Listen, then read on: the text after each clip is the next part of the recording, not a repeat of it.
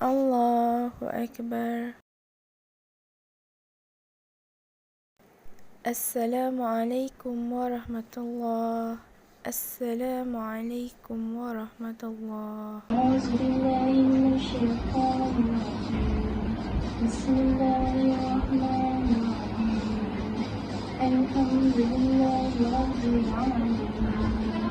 A few moments later.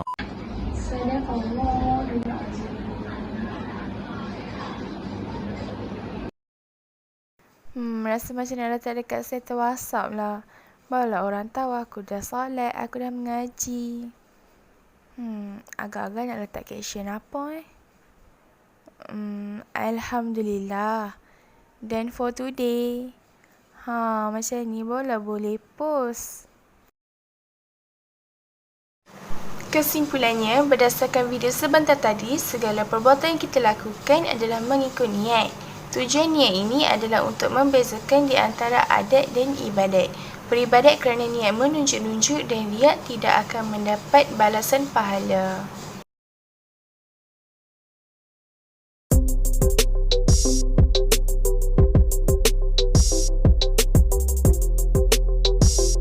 Assalamualaikum, saya nak bertanya berkenaan dengan tuntutan harta pusaka. Waalaikumsalam Cik, boleh saya bantu?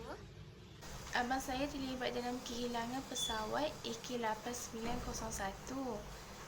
Bolehkah saya nak tuntut harta pusaka dia? Tapi dia belum berkahwin lagi. Oh, kalau macam tu tak boleh dituntut lagi kerana Abang Cik masih hilang dan belum terbukti kematiannya. Kalau apa-apa yang melibatkan dengan harta pusaka, hendaklah disertakan dengan surat kematian yang sah.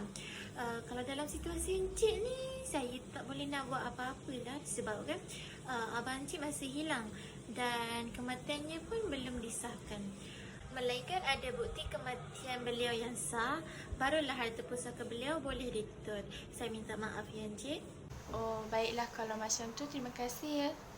Kesimpulannya, apabila kita ragu-ragu terhadap sesuatu, kita hendaklah bertanyakan kepada orang yang lebih arif tentang perkara itu.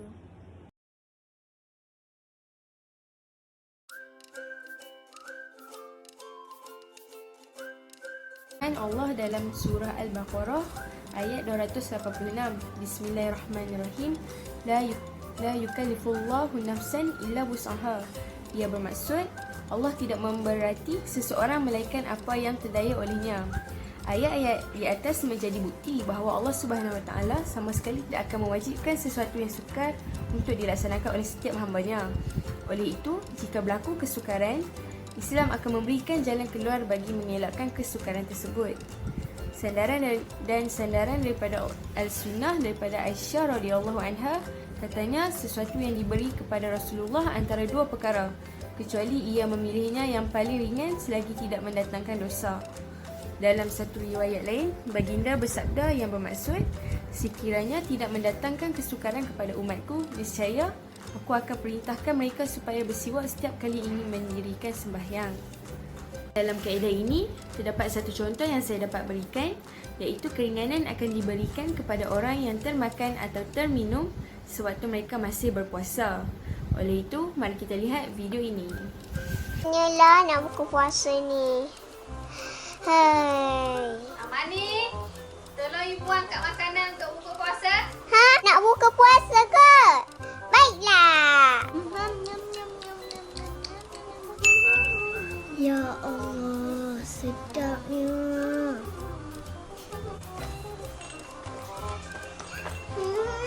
Dah buka puasa dah ni.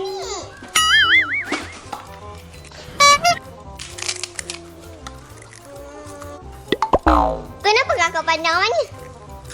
Amani, kenapa kakak? Bukalah. Amani, belum buka lagi lah. Baru kau tuduh suku. Tengok tu. Lah, ya ke? Ingatkan dah buka. Betul lah punya budak. Ya Allah. Tidaklah dinamakan manusia melainkan kerana sifat pelupa yang ada pada dirinya seperti yang disebutkan oleh sebahagian ulama. Oleh itu, secara umumnya Allah Subhanahu Wa Taala mengangkat dosa ke atas setiap perbuatan yang dilakukan dalam keadaan seseorang itu terlupa. Ini seperti yang disebutkan dalam sebuah hadis yang diriwayatkan oleh Abu Zar Al-Ghifari radhiyallahu anhu. Beliau berkata bahawa Rasulullah bersabda yang bermaksud, sesungguhnya Allah mengampunkan ke atas umatku perbuatan-perbuatan yang dilakukan secara tersilap, terlupa dan juga sesuatu yang dipaksa ke atas mereka. Demikian juga orang yang berpuasa turut tidak terlepas dari sifat ini seperti makan dan minum dalam keadaan terlupa. Dalam hal ini, meskipun seseorang yang berpuasa itu melakukan perkara yang membatalkan puasa, namun selama mana ia terhasil dari sifat lupa, ia tidak dianggap sebagai membatalkan puasa di sisi syarak. Sebagai kesimpulan dalam situasi ini, mengikut mazhab Imam Al-Syafi'i bahawa makan dengan kadar yang banyak dalam keadaan terlupa tidak membatalkan puasa dengan berdalilkan kepada keumuman hadis dalam hal ini. Namun, sekiranya seseorang itu telah menyedari bahawa dia berada dalam keadaan berpuasa, hendaklah dia serta-merta memberhentikan makan dan minum. Jika selepas itu dia masih minum air dalam keadaan sedar yang dia sedang berpuasa dan bukannya terlupa, maka ia menyatakan bahawa puasanya adalah terbatal. Sekian dari saya.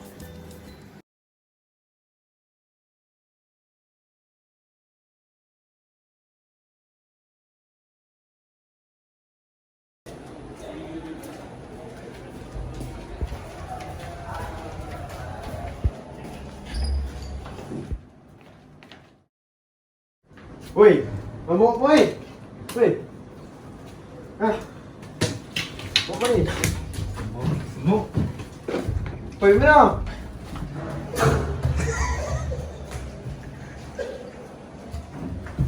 Woi, mana?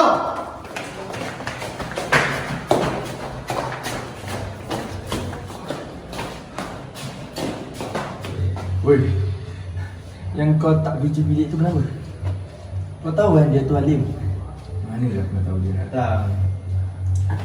So, apa ni? Janganlah minum tu ni. Kau tak? Ni boleh kecilkan otak abang ni. Ni dah orang ni. Sudah buat ni makan kanser ni. Kanser. Kau tahu tak? Tolonglah dia minum. Kau tahu tak? Sebentar ni perbuatan kutuk Islam. Tolonglah jangan buat. Taubatlah, tuan. Man, taubatlah. Ya. Wei. Ingat tak cakap? Ingat tak, Man? Taubatlah, Man. Tuan. Jangan minum dah benda ni. Benda ni haram. Dalam Islam dah larang dah. Jangan minum benda yang memudaratkan diri kita. Tolonglah. Taubatlah tuan ni, tuan. Man. Taubatlah. Jangan buat lagi tau. Okey, secara kesimpulannya, namun demikian, sekarang ni ramai pelajar ataupun generasi muda yang terikat dengan minuman mabuk yang memabukkan, yang memang diharamkan dalam Islam. Al-Quran pun pernah berkata bahawa minuman memabukkan dirujuk sebagai khamar. Dalam surah Al-Ma'idah ayat ke-90, Allah SWT menggambarkan khamar sebagai ar-rij, iaitu kotoran atau najis yang termasuk dalam perbuatan syaitan dan pencetus pemusuhan al-awadah dan membenci al-baqadah. Hal ini apabila berlaku, mabuk akan kehilangan kewarasan, justeru lahir pula perkataan-perkataan dan perbuatan buruk yang menyakiti hati manusia.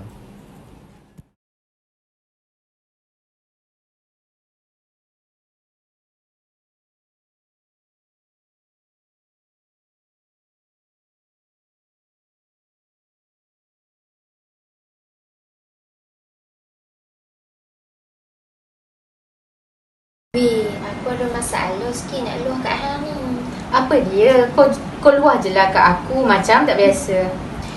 Aku lah ni ada masalah kewangan sikit. Aku tak tahu cara duit macam mana. Sebab lah ni kan kena bayar macam-macam. Aku tak mau jadi dropship atau jual barang-barang online ni. Sebab duit kan masuk lambat. Hang ada idea tak macam mana aku nak cari duit? Apa kata kita main duit kutu? Ambil betul. Bukan haram kau. Ish kau ni, mana ada. Sekarang ni kan duit kutu tu dah jadi amalan masyarakat kebanyakan di dalam Malaysia. Tujuan duit kutu ni juga untuk saling bantu membantu antara satu sama lain dalam mengatasi masalah kewangan. Ish, aku tak yakin nak main. Macam mana nak main benda tu? Kau jangan risau. Dalam Dek Kutu ni, kita akan buat satu kumpulan dan akan diketuai oleh seseorang ketua dan akan dikutip mengikut persetujuan yang telah dipersetujui oleh setiap ahli kumpulan.